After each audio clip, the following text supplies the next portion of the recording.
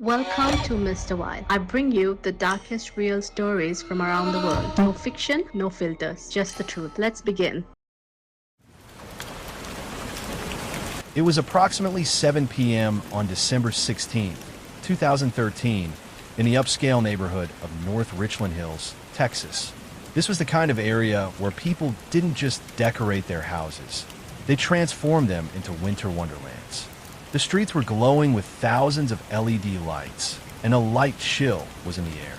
Inside one particular home on the block, a local businessman and his family were winding down after dinner, feeling the typical sense of security that comes with living in a low-crime, gated community. They had every reason to feel safe. The neighborhood was quiet, the neighbors were friendly, and the biggest concern on most people's minds was finishing their holiday shopping.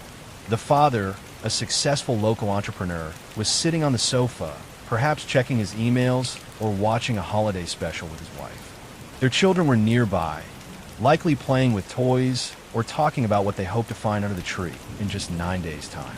It was the picture-perfect American holiday scene. But as the family sat together in the warmth of their living room, a sound came from the front of the house that would change their lives forever. Suddenly, there was a steady, rhythmic, and friendly knock at the front door. The father stood up, not feeling a shred of alarm. In a neighborhood like this, during the third week of December, a knock at the door usually meant a neighbor bringing over a plate of cookies or a delivery driver with a late package. He walked to the foyer and looked through the side window to see who could be visiting this late on a Monday. Standing on his porch, perfectly framed by the porch light, was a man in a high-quality, professional-grade Santa Claus suit. This wasn't a cheap, store-bought costume. It was the real deal, deep crimson velvet, thick white fur trim, and a beard that looked so authentic it could have been real. He was holding a large, beautifully wrapped gift box with a massive, shimmering gold bow. Standing right next to him was a woman dressed as a classic holiday elf, complete with the green tunic and the pointed hat. To the father, it looked like a classic neighborhood Secret Santa delivery or perhaps a local charity surprise organized by their homeowners association. He smiled to himself, thinking about the look on his kids' faces when they saw Santa himself standing on their doorstep. He reached for the deadbolt, turned it, and pulled the door wide open to welcome the holiday spirit into his home. But as soon as the door moved, the atmosphere shifted instantly. The Santa didn't say a word. He didn't offer a ho-ho-ho or a Merry Christmas. He didn't even move toward the family. Instead, he simply let go of the gift box, letting it tumble and thud onto the porch floor. He reached into the heavy folds of his red velvet jacket, and in one fluid, practiced motion, he pulled out a black semi-automatic handgun. Before the father could even gasp, let alone scream for his family to run, the man in the red suit stepped across the threshold, pressed the gun against the father's chest, and forced his way into the house. The elf followed close behind, her festive costume now a disturbing contrast to what was about to happen. The second the door slammed shut and the locks were engaged, the festive atmosphere was replaced by a cold, professional atmosphere of fear. The man in the Santa suit was no longer a character. He was a disciplined operator. He began barking orders with a terrifying calmness that suggested he had planned this down to the second. He didn't scream or show panic. Instead, he spoke in a low, measured tone that was arguably more frightening than shouting. While the elf stood by the door to ensure no one escaped, Santa forced the father onto the floor and used heavy-duty zip ties to bind his wrists tightly behind his back, tightening them until his hands were completely restrained. The rest of the family, including the mother and the young children, were rounded up from other parts of the house and herded into the living room. The visual was something out of a nightmare. The family was huddled together on the floor in front of their own glowing Christmas tree, the colorful lights reflecting off the metal of the handgun, held by a man wearing a white beard and a red hat. The elf moved with silent efficiency, checking the windows and drawing the curtains to ensure no neighbors could see the horror unfolding inside the brightly lit home. It became clear very quickly that this was not a random robbery. The intruders didn't ask where the jewelry was or look for wallets in the hallway. They didn't care about the laptops or the flat-screen TVs. They knew exactly who the father was and, more importantly, they knew about a specific safe he kept in a hidden part of the house. They were there for the high-value contents of that safe, and they made it very clear that they weren't leaving until they had the combination. They had done their homework, and they were operating with a level of intel that suggested they had been watching the family for weeks. The children were crying, but the man in the suit didn't get angry. He didn't even raise his voice. He just stood there, perfectly still, watching them with a detached, chilling focus through the eye holes of his mask. The family realized they weren't dealing with desperate amateurs or someone looking for a quick score. They were dealing with professionals who had turned a home invasion into a calculated business transaction. Every movement they made was precise. Every word was a directive, and the holiday costumes they wore served as a constant, jarring reminder of how easily they had breached the family sanctuary. For the next 30 minutes, the house was a scene of controlled intimidation, while the man in the Santa suit stood over the family, keeping the weapon trained on them. The woman in the elf costume began a surgical search of the property. She wasn't tossing drawers or breaking mirrors like a common burglar. Instead, she moved through the rooms with a specific checklist in her hand, as if she already knew the exact floor plan and where the most valuable items were hidden. She moved with a silent, eerie grace, completely ignoring the festive decorations that she brushed past. What struck the survivors the most was the absolute lack of panic from the intruders. Usually, in home invasions, the perpetrators are high energy and chaotic, but these two were different. Even when the children's crying became louder and more hysterical, the Santa didn't flinch. He didn't snap or grow impatient. He simply leaned over, his white beard close enough to feel suffocating, and told them in a low, raspy voice that if they stayed quiet and followed his directions, everyone would be okay. It was a calculated, psychological pressure that was far more effective than mindless shouting. The intruders had chosen this specific night for a reason. They knew that on a mid-December evening, a Santa and an elf walking through an upscale neighborhood wouldn't raise a single eyebrow. In fact, if a neighbor had looked out their window and seen them standing on the porch, they likely would have smiled and thought it was a charming holiday tradition or a surprise visit from a local club. They had used the most innocent and trusted symbol of the season to bypass every social and physical security measure the family had. Every time the father tried to speak or negotiate, hoping to protect his wife and kids, the Santa would simply gesture with the gun. It was a silent reminder of his control, that he was in total control of their lives. They were waiting for a specific signal from the elf, who was busy working on the safe in the other room. The family could hear the faint, metallic sounds of their belongings being shifted and the safe being manipulated, but no one dared to move an inch. The house, which should have been filled with the sounds of laughter and carols, was silent except for the rhythmic ticking of a clock and the terrified breathing of the family. Once the elf emerged from the back of the house with a heavy canvas bag filled with a significant amount of cash and high-value items, the duo prepared to make their exit. But they weren't going to just run out the door and risk a 911 call being placed the second they were out of sight. They had a final, high-pressure protocol to ensure they had a massive head start. They forced the father, still bound by zip ties, along with the mother and the young children, into a small, cramped hallway closet in the center of the house. The man in the Santa suit stood at the closet door, the glowing Christmas lights from the hallway casting a long, distorted shadow into the small space. He gave them one final, chilling instruction. He told them that they were not alone.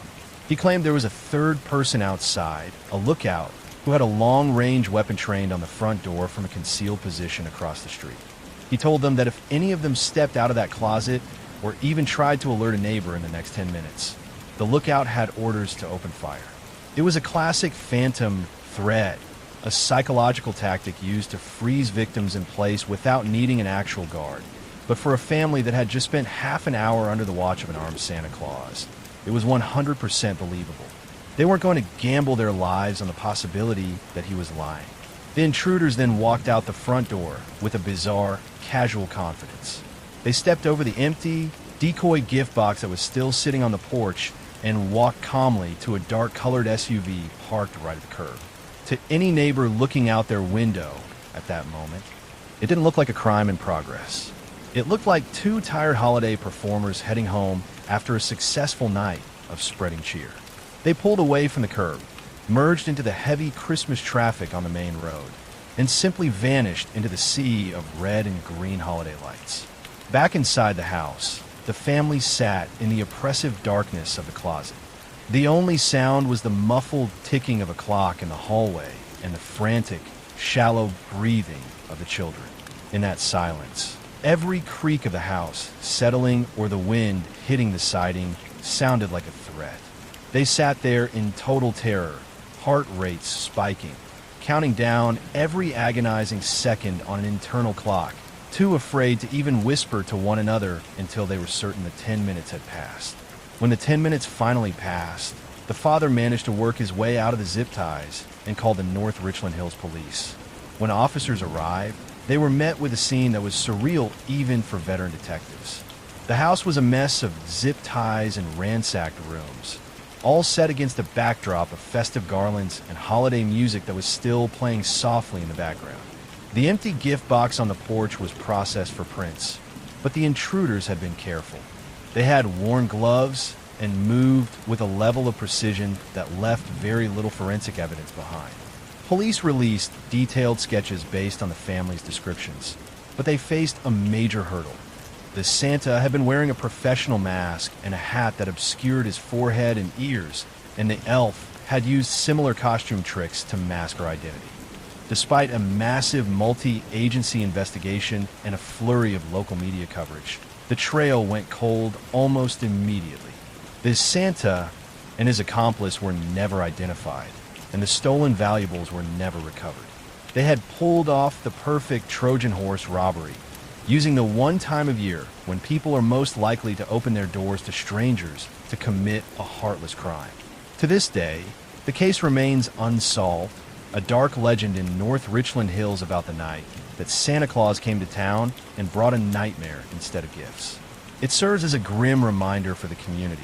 Sometimes the things that look the most innocent are the ones you should fear the most. On December 23, 1927, the small town of Cisco, Texas, was the perfect picture of holiday spirit. The air was crisp, and the dirt roads were bustling with people in high spirits. The local stores were packed with families buying last-minute gifts, and you could hear the sound of carols and laughter echoing between the brick buildings. It was the kind of tight-knit community where doors were left unlocked and everyone knew their neighbor's name. Life moved at a predictable, comfortable pace, and on this particular afternoon, the town was about to witness something they would never forget. Around noon, a man wearing a high-quality, professional-grade Santa Claus suit appeared on Main Street. He wasn't just wearing a cheap costume. This was the real deal, with deep crimson velvet and thick white fur. He began walking slowly down the sidewalk, waving to children and shaking hands with shopkeepers. He was shouting "Merry Christmas" with a warmth that felt entirely genuine. The townspeople were delighted, assuming the local Chamber of Commerce had hired him to spread some much-needed cheer. Within minutes, a crowd of about a dozen excited children began following him, laughing and tugging at his red velvet sleeves, hoping for a piece of candy. Santa led the parade of kids toward the First National Bank. As he reached the heavy brass doors, he stopped and turned one last time to give a final, friendly wave to the children. They stood there on the sidewalk, buzzing with excitement, fully expecting him to come back out with a bag full of toys or treats. But the second those doors closed behind him, the jolly persona evaporated. Inside the bank, the atmosphere changed instantly. Santa didn't walk to the teller window to make a deposit or ask for the manager. Instead, he reached into his large sack, but he didn't pull out a gift. He pulled out a heavy, black handgun. Behind him, 3 other men slipped into the lobby, their faces masked by dark scars. The man in the red suit pointed his weapon directly at the bank manager and, in a voice that was cold and devoid of any holiday cheer, demanded that everyone get on the floor.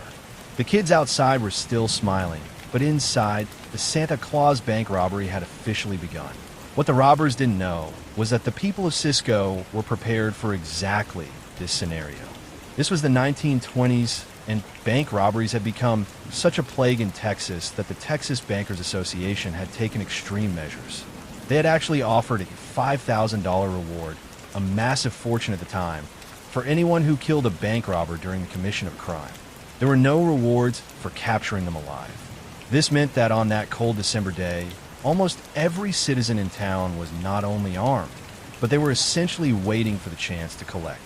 As the robbery unfolded, a customer managed to slip out of a side door and scream for help. Within seconds, the news spread like wildfire through the streets. Santa is robbing the bank. Instead of running away in terror, the townspeople of Cisco did something incredible. They grabbed their hunting rifles and shotguns from their trucks, they pulled pistols from their waistbands, and they converged on the bank from every direction. Inside, the robbers were starting to realize their mistake. They had successfully stuffed their sacks with cash and bonds, but when they looked out the windows, they didn't see a clear path to their getaway car. They saw dozens of regular citizens taking cover behind Model Ts and stone pillars, all with their sights trained on the bank's exit. When the robbers finally tried to make a break for it, a massive, uncoordinated shootout erupted.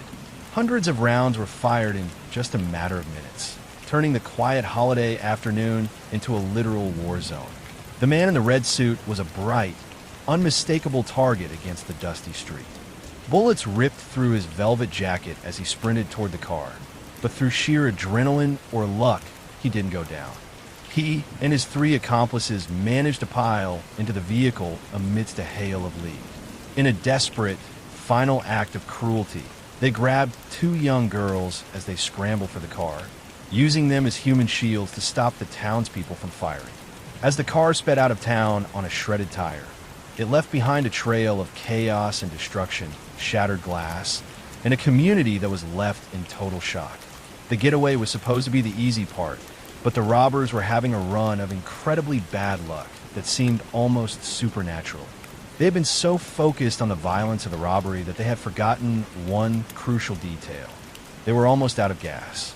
As they tore away from the town of Cisco, the engine of their stolen Buick began to struggle. Just a few miles outside of town, on a lonely, desolate stretch of dirt road, the car began to sputter and cough. The driver slammed his hand against the steering wheel as the vehicle finally died, coasting to a silent stop in the middle of nowhere. Desperate, bleeding from several wounds, and hearing the distant roar of a massive posse behind them, they saw another car approaching in the distance. This was an Oldsmobile driven by an unsuspecting local named Gillisbert. They stood in the middle of the road, weapons raised, and forced Gillisbert out at gunpoint. They planned to hijack the vehicle and leave their bullet-riddled, empty Buick behind. But as they began frantically transferring the heavy sacks of money and the terrified young hostages to the new car, they realized something that made their blood run cold. They couldn't start the engine. The driver had been clever enough to pull the keys from the ignition and sprint into the thick Texas brush before they could stop him. The robbers were now stranded on a dead road with 2 useless cars. With a massive posse of hundreds of armed citizens and police officers closing in on their position, they were forced to make a split-second, life-altering decision. The sirens and the shouting of the mob were getting louder by the second. They realized the weight of the heavy coin sacks and the cash was slowing them down, making them easy targets for the marksmen they knew were coming. In a moment of pure, unadulterated panic, they abandoned nearly $12,000 in cash, leaving it scattered on the floorboards. They left the 2 young hostages shivering and crying in the back seat, and they fled into the thick, thorny Texas brush on foot. They were wounded, freezing in the December air, and carrying nothing but their weapons. Marshall Ratliff, the man who had been the town's Santa Claus just hours earlier, was now a hunted fugitive in the worst way possible. His deep red velvet suit was stained with oil, mud, and his own blood. His white beard was torn and matted, hanging from his face like a grotesque mask. He was forced to crawl through the shadows of woods, his breath hitching in his chest, as he tried to avoid the sweeping searchlights and the hundreds of vengeful citizens who were now scouring the landscape for the man who had turned Christmas into a bloodbath. For the next several days, one of the largest and most desperate manhunts in Texas history unfolded across the rugged landscape. The robbers were led by a man named Marshall Ratliff, the very same man who had worn the Santa suit. Ratliff was a known criminal who had actually robbed this exact bank before, which is why he had chosen the holiday costume in the first place. He was terrified that the bank staff would recognize his face, so he hid behind the beard of a saint while committing the acts of a sinner. As the posse closed in, the robbers were pushed deeper into the wilderness. They were cornered near the freezing banks of the Brazos River, trapped between the rising water and the hundreds of armed men who wanted them dead. They were exhausted, they hadn't eaten in days, and multiple members of the group were suffering from serious, untreated injuries.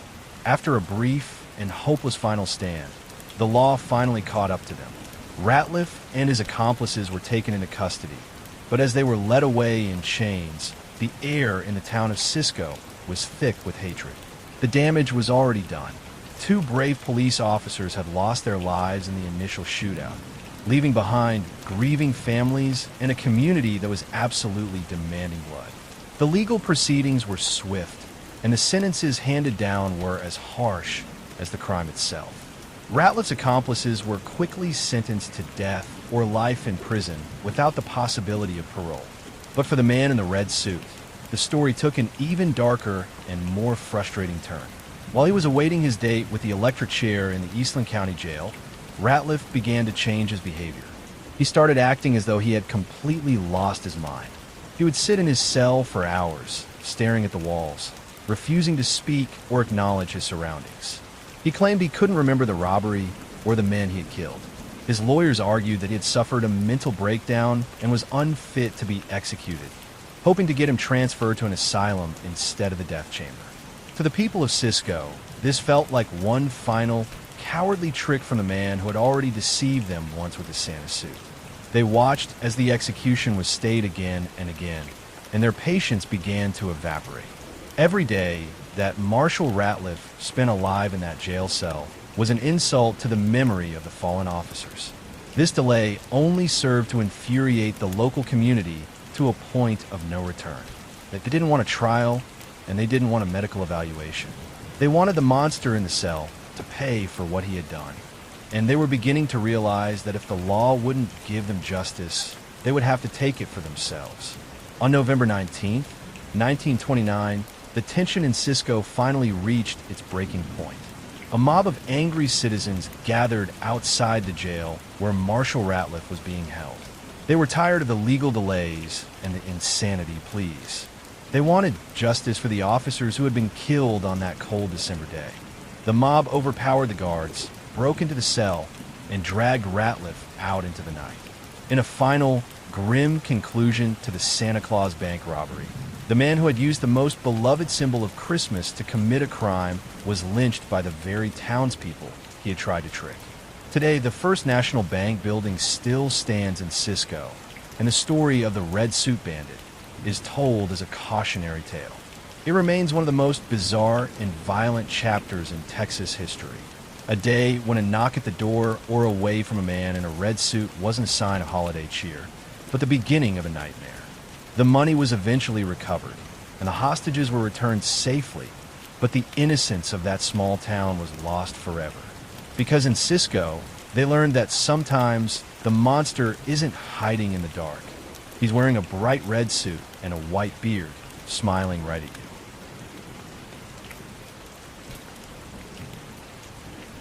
On Christmas Eve, 1945, George and Jenny Sauter went to bed believing their biggest concern was making sure the younger kids did not wake up too early for presents. The Sauters lived just outside Fayetteville, West Virginia, in a modest 2-story home perched on a quiet hillside. George was a successful businessman, well known and respected in town. Jenny ran the household.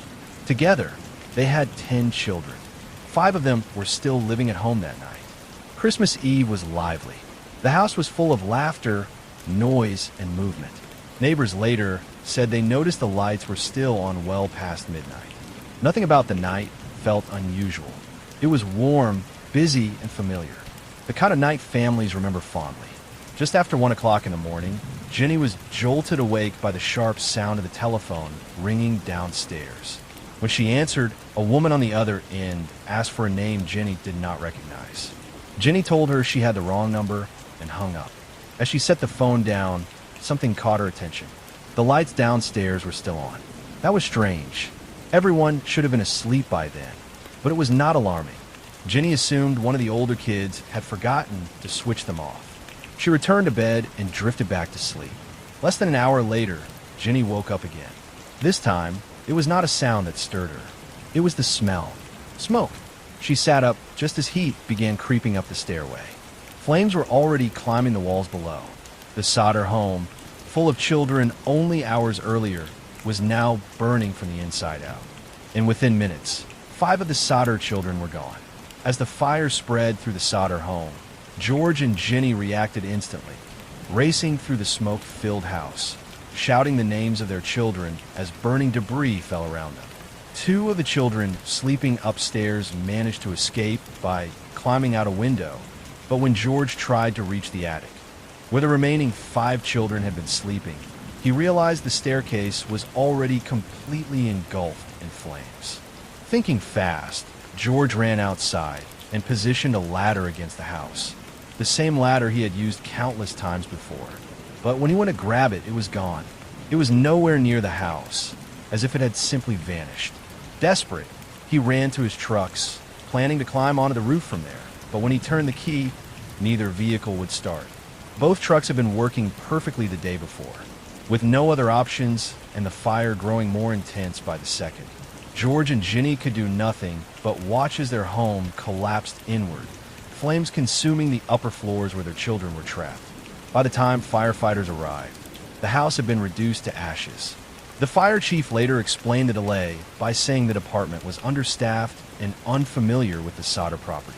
When the ashes finally cooled, investigators searched through the remains, expecting to find bones or fragments belonging to the 5 missing children. But they found nothing. No remains. No trace. Not even small fragments that would normally survive a house fire. Officials told George and Jenny that the children must have been completely cremated in the blaze, but George did not believe it. He knew fires. He had seen them before, and everything about this one felt wrong. Neighbors soon came forward with unsettling details, including reports of seeing strange lights near the house that night and a man watching the fire from the road. What began as a tragic accident was slowly turning into something far darker. Because if the children were truly inside the house when it burned, there should have been something left behind. And there was nothing. In the days and weeks that followed the fire, George and Jenny Sodder's grief quickly became a relentless obsession. They refused to believe the official story that their 5 children had perished in the flames. There were too many unanswered questions, too many strange details that didn't add up. Why had the ladder disappeared? Why wouldn't the truck start? And most haunting of all, why had no remains been found in the ashes? As they struggled to piece their lives back together, unsettling reports began trickling in from neighbors and local residents. Some claimed to have seen figures near the house the night of the fire. Strangers who seemed to be lurking on the road, their intentions unclear. Others recalled hearing the sound of a motor running outside just before the blaze started. The Sodders began to suspect that this fire had not been an accident, that someone had deliberately targeted their family. Years passed, but the haunting mystery refused to fade. In 1949, for years after the fire, the Sodders received a letter from an unknown sender. Inside was a photograph that changed everything. It showed a group of children in front of a storefront, one of whom bore a startling resemblance to their missing son, Louis. The letter claimed that the children were alive and that the fire had been staged to cover up their disappearance. George and Jenny were consumed by a mixture of hope and horror. Could it really be true?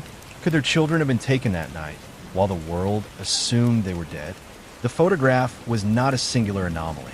Over the next several years, multiple letters and postcards arrived at the Sodder home, all claiming to have information about the missing children. Each time, the letters suggested that the family had been deliberately torn apart, but none provided concrete evidence.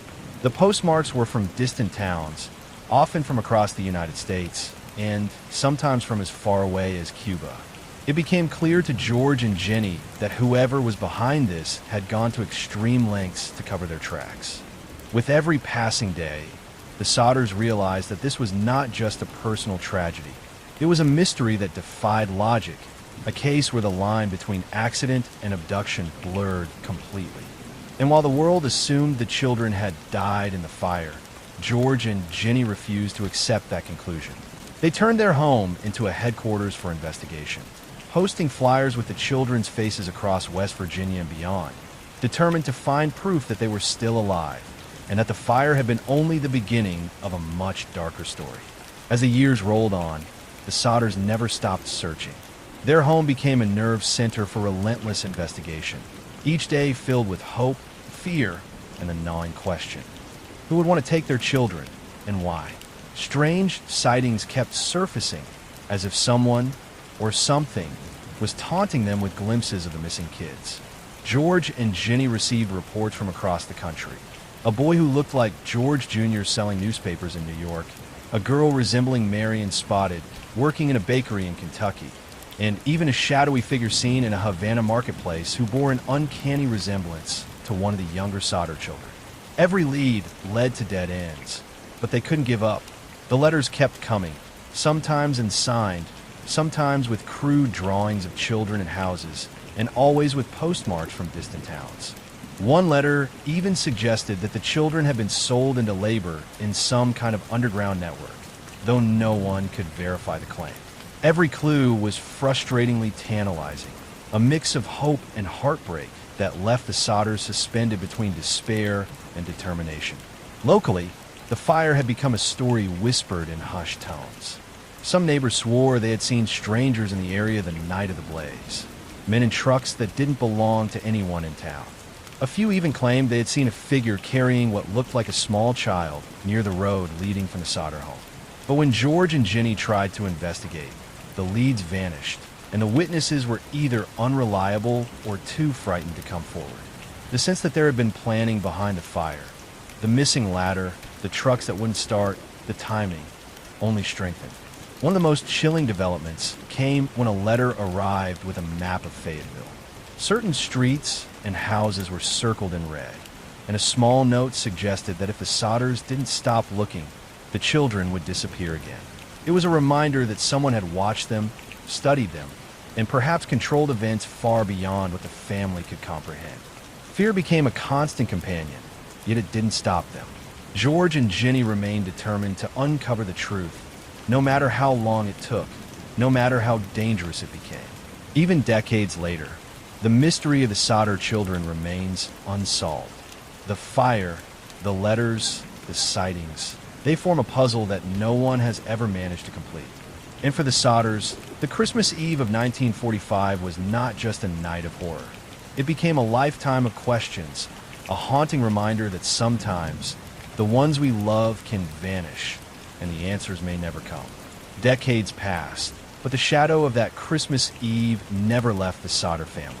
George and Jenny grew older, yet their search never ended.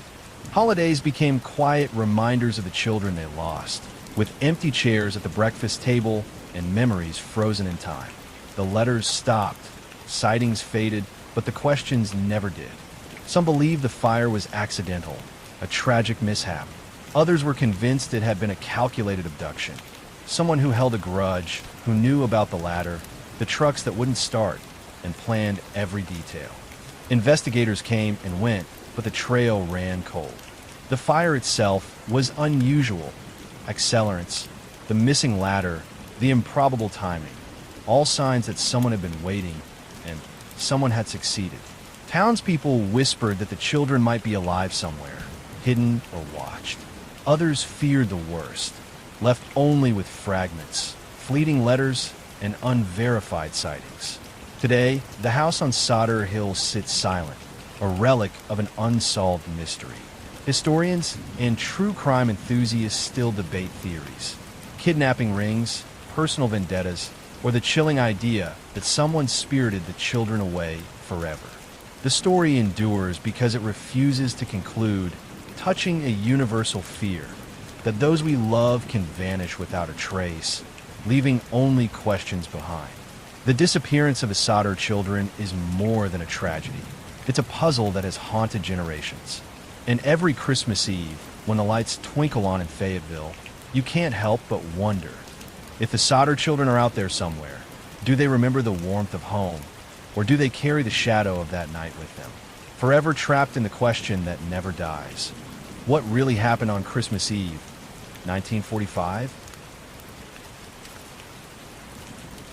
On the night of December 26, 1999, 19-year-old Caroline Dickinson was tucked in a bed inside a locked room on the top floor of one of the largest and busiest hotels in all of London. She was responsible, she was careful, and she had done everything right. She had locked her door from the inside, checked her windows, and just finished a cheerful phone call with her parents back in France. Outside her door, the hallways of the Regent Palace Hotel were buzzing with hundreds of holiday travelers.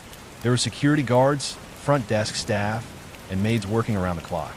But the next morning, when a maid pushed open the door to room 538, she found a scene so baffling and so terrifying that it would take Scotland Yard nearly a decade to figure out how it was even physically possible.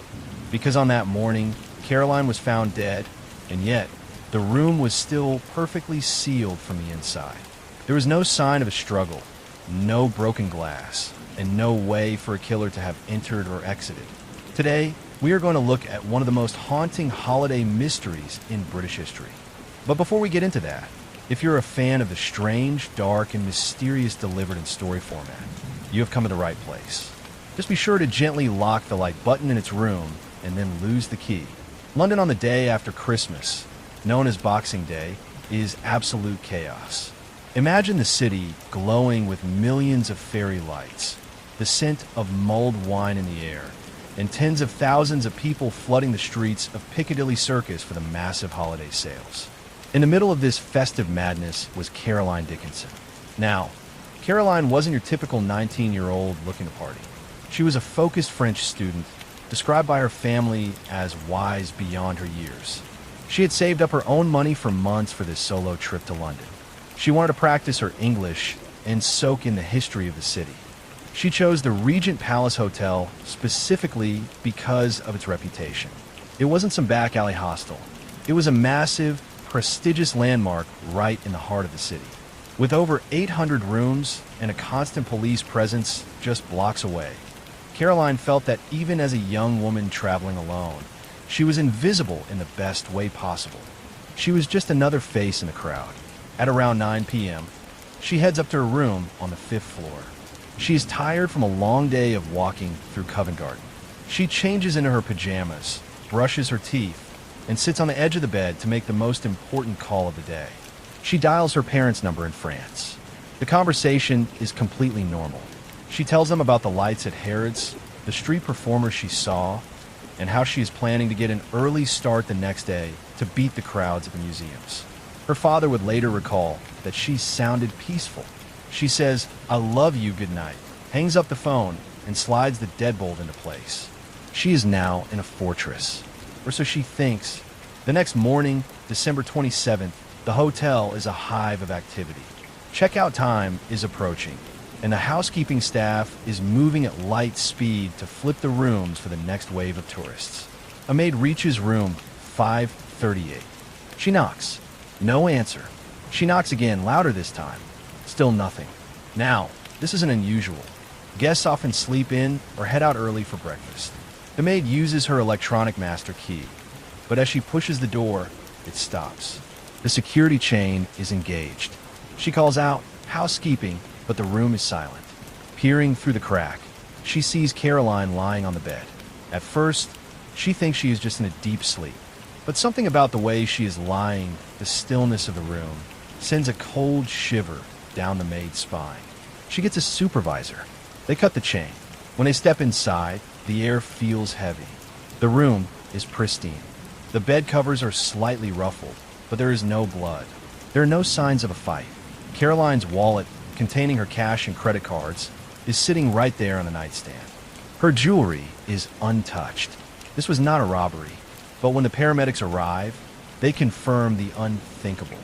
Caroline Dickinson is dead, and as the police begin to process the scene, They realize they are looking at a locked room mystery come to life. Detective Chief Inspector Mike Turner arrives on the scene and immediately knows this is going to be a nightmare. The first thing they look at is entry points. The door was double locked with a deadbolt and a security chain. Both had to be bypassed or engaged from the inside. Then they checked the windows. This was the 5th floor. The windows were closed and locked. There were no ledges, no scuff marks on the brickwork outside, and no way someone could have climbed up without being seen by the thousands of people in the streets below. Finally, they looked at the layout. The room was tiny. There was nowhere for an intruder to hide. The autopsy returns, and the results turn the case from a tragic death into a hunt for a predator. Caroline hadn't died of natural causes. She had been smothered. But even more chilling, there was evidence of a sexual assault. This meant that a human being had somehow entered that room, spent time inside, committed a horrific crime, and then left the room in a state that made it look like it was still locked from the inside. The police started a massive dragnet. They pulled the records for every single electronic key card used in the hotel that night. They interviewed all 900 guests. They tracked down every former employee with a grudge. They even looked at the room 538 history to see if there were any secret maintenance hatches or shared vents. Nothing. It was like a ghost had walked through the walls. Investigators then turned to the CCTV. Now, remember, this is 1999. Digital HD cameras didn't exist in hotels yet. They had VCRs recording on a grainy tapes that were reused over and over again. They spent thousands of man-hours watching footage of the lobby and the elevators. They saw hundreds of men in coats and hats. But because it was winter, everyone was bundled up. Everyone looked suspicious, and yet no one looked like a killer. They found one clip of a man walking down a corridor near the 5th floor around 2 a.m. He is walking with purpose. He doesn't look like a tourist. He looks like he knows exactly where he is going. But the footage is so blurry that when they showed it to experts, they couldn't even determine the man's hair color, let alone his identity. The public was terrified. The Piccadilly predator was on the loose, and the police had zero leads. They didn't even have a DNA profile that matched anyone in the UK database at the time. The weeks turned into months. The Dickinson family stayed in a hotel nearby for as long as they could, walking the same streets Caroline had walked, hoping for a miracle. But eventually, they had to fly back to France, carrying their daughter's ashes instead of her holiday souvenirs. The case went cold. For 1 year, then 5, then 8. In 2008, a cold case unit decided to take one last look at the Regent Palace mystery. Forensic technology had leaped forward. We were no longer just looking at basic blood typing. We were looking at touch DNA and advanced sequencing. They took the original swabs from the crime scene, which had been sitting in a freezer for nearly a decade, and ran them through a much larger international database. A ping came back. It wasn't a local Londoner. It was a man named Mark Dixie. When the police looked into Mark Dixie, the blood drained from their faces. At the time of the match, Dixie was already in prison. He had been convicted of a different, incredibly violent murder of a woman named Sally in Bowman in 2005. But here was the problem. In 1999, Mark Dixie wasn't on anyone's radar for the Dickinson case. Why? Because on the night Caroline was killed, Mark Dixie wasn't a guest at the hotel. He didn't work there. He had no reason to be there. So they sat him down in an interrogation room.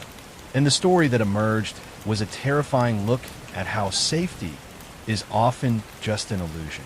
Mark Dixie was what profilers call an opportunistic predator. On the night of December 26th, he had been drinking heavily in the pubs around Piccadilly Circus. He was wandering the streets, looking for a target. He walked into the Regent Palace Hotel. He didn't have a room, but the hotel was so big and the staff was so busy with the holiday rush that he just walked right past the front desk. He put on a confident face, acted like he belonged there, and stepped into an elevator. He rode it to the top floor and began walking the hallways. He wasn't looking for Caroline specifically. He was walking along, testing door handles, just turning them one by one, waiting for one that hadn't clicked shut properly. Caroline Dickinson had done everything right. She had locked her door, but the Regent Palace was an old building. Sometimes, the heavy fire doors wouldn't latch completely unless you gave them an extra pull. Caroline had closed her door. She had heard a click, and she had assumed she was safe. But the deadbolt hadn't fully engaged. Dixie found that 1 in 1,000 door that was slightly ajar. He slipped inside while she was asleep. The reason there was no struggle? He had surprised her in her sleep, pinning her down before she could even process that she wasn't alone. After the crime, he didn't vanish like a ghost. He simply walked out the door, pulled it shut behind him, which caused the automatic lock to finally engage, and walk down the stairs. To the maid the next morning, the locked door and the security chain, which Dixie had managed to manipulate or which hadn't been properly set, made it look like a physical impossibility. In reality, it was just a series of tragic, tiny mechanical failures and the sheer boldness of a man who knew that in a crowd of thousands, no one is truly watching. Mark Dixie was eventually told he would never see the outside of a prison cell again. But for the Dickinson family, the how didn't make the why any easier. Their daughter wasn't killed because of a grand conspiracy or a deep-seated vendetta. She was killed because she was a 19-year-old girl who had the bad luck of staying in a room with a faulty door latch on the same night a monster decided to take a walk. The Regent Palace Hotel, once the pride of London, eventually closed its doors and was converted into an office complex. The room where Caroline stayed doesn't exist anymore. But if you ever find yourself in a hotel, especially an old one, and you find yourself checking the lock 2 or 3 times before you go to sleep, just know that you're not being paranoid. You are just remembering Caroline. This story is about a family in Japan who thought they were living the ultimate quiet life, only to find out that sometimes the most dangerous person in the world is the one who isn't in any rush to leave. On December 30th, 2000, in the Setagaya district of Tokyo, Mikio Miyazawa was sitting in his home. It was the kind of neighborhood where literally nothing happened. Japan is already one of the safest countries on earth, and Setagaya was the safest part of the safest city. Mikio, his wife Yasuko, and their 2 young kids, Nina and Rei, were getting ready to ring in the new year. They had just finished a normal dinner. The house was cozy. The lights were low, but outside, standing in the shadows of the park that bordered their property, someone was watching. And this person wasn't just looking for a way in. He was looking for a place to stay. The Miyazawa home sat right at the edge of Sashigaya Park. Because the city was planning to expand the park, most of the neighbors had already moved out. Out of the original 30 homes in that row, only 4 were still occupied. The Miyazawas were essentially living in a ghost town within a metropolis. This isolation meant that when the sun went down, the area became pitch black and silent. Late that night, while the family was sound asleep, this intruder approached the house from the park side. He climbed up a fence, reached the second-floor bathroom window, removed the screen with clinical precision, and crawled inside. Now, normally, when an intruder enters a home, they are in a state of high adrenaline. They want to get in, accomplish their mission, and get out before the authorities arrive. But as investigators would later find out, the person who entered the Miyazawa home was different. He was calm. He moved through the house with a terrifying level of precision. He began on the second floor before moving downstairs, where he encountered Mikio. Mikio tried to protect his family with everything he had. There were signs of struggle all over the house, and Mikio actually managed to wound the intruder. Yasuko and Nina, hearing the noise, rushed to help, but they were also intercepted. It was a tragic, prolonged event that ended in total silence. But here is where the story goes from a tragedy to something genuinely strange, dark, and mysterious. After the event was over, the individual didn't run. He didn't jump back out the window. Instead, he made himself at home. Forensics would later prove that for the next several hours, this man lived the life of the family he had just taken from the world. He went into the kitchen and opened the fridge. He took out 4 containers of melon-flavored ice cream and ate them. He didn't even use a spoon for some of them. He just squeezed the containers and ate the contents like a snack. He also found a bottle of barley tea and drank that while standing in the kitchen of a house he didn't belong in. Then, he went into Mikio's office. He sat down at the family computer and spent a significant amount of time browsing the internet. He visited the website of the company Mikio worked for, and then he spent time looking at a theater website, even attempting to purchase tickets for a performance. This happened at roughly 1:18 a.m., and then again at 10 a.m. the following morning. That means he stayed in the house for nearly 10 hours after the incident occurred. At one point, he felt tired, so he went into the living room, sat on their couch, and took a nap.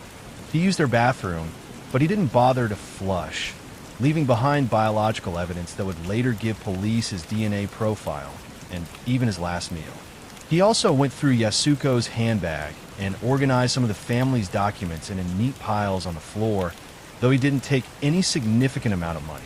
He even took the time to tend his own injuries. He used the family's first aid kit, specifically using several bandages and other items to stop the bleeding from the cut on his hand. He then took off his own clothes, which were covered in evidence. He didn't hide them.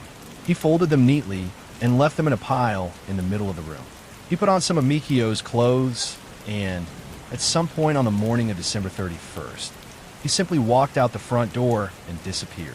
When the police arrived, they were actually confident. Usually, a ghost subject leaves nothing behind. This guy left everything. They found his sweatshirt, his scarf, his gloves, and his hat.